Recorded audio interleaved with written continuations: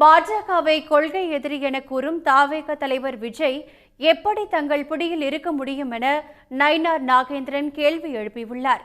ஆனால் தவறு செய்தும் விஜய்க்கு பாஜக ஆதரவு அளிப்பது ஏன் என்று திருமாவளவன் பதிலடி கொடுத்த நிலையில் இருவரும் கூறிய கருத்துக்களை தற்பொழுது பார்க்கலாம்.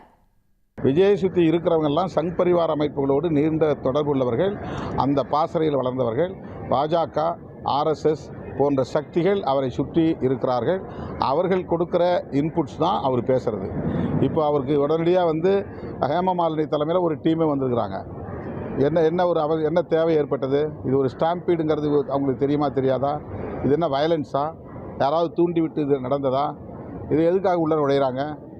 உடனடியாக அண்ணாமலை போய் பேசுகிறாரு. விஜய் மேலே தப்பு இல்லை, அரசாங்கத்து மேலே தான் தப்புங்கிறாரு. அது யார் இப்போ அப்படி யாராவது பொதுமக்கள் சொன்னாங்களா? அதாவது நல்லா தெரியும் உங்களுக்கு.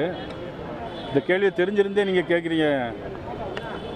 ஏற்கனவே பாஜக எங்களுடைய எதிரி அப்படின்னு சொல்லிட்டு இருக்கிறாரு. எங்களை விமர்சனம் பண்ணி பேசிட்டு இருக்காரு. இந்த இடத்துல எப்படி நாங்கள் எங்களுடைய பிடியில் எப்படி அவர் இருக்க முடியும்? கொள்கை எதிரி அப்படின்னு என்ன சொல்லிக்கோ, ஆனால் என்ன விமர்சனம் பண்ண வேண்டாம், அவ்வளோதான். இப்படி பல பேரை தமிழ்நாட்டுக்குள்ளே இறக்கி விட்டுருக்குறாங்க. இது பாஜகவுடைய சூது சூழ்ச்சி. அவர் சுயமாக சிந்திக்கலை, சுயமாக திட்டமிடலை, சுயமாக எந்த செயல் திட்டத்தையும் வர இருக்கலை. அவரை சுற்றி இருக்கிற கும்பல் அத்தனை பேரும் ஆர்எஸ்எஸ் பாசறையில் பயிற்சி பெற்றவர்கள். நிர்மல்குமார் யார்? பிஜேபியிலேருந்து இங்கே ஏன் வந்தார்? பிஜேபிக்கும் அவருக்கு என்ன பகை? அந்த கட்சி விட்டு வெளியே வந்ததற்காக அவர் ஏதாவது ஒரு காரணம் சொன்னாரா?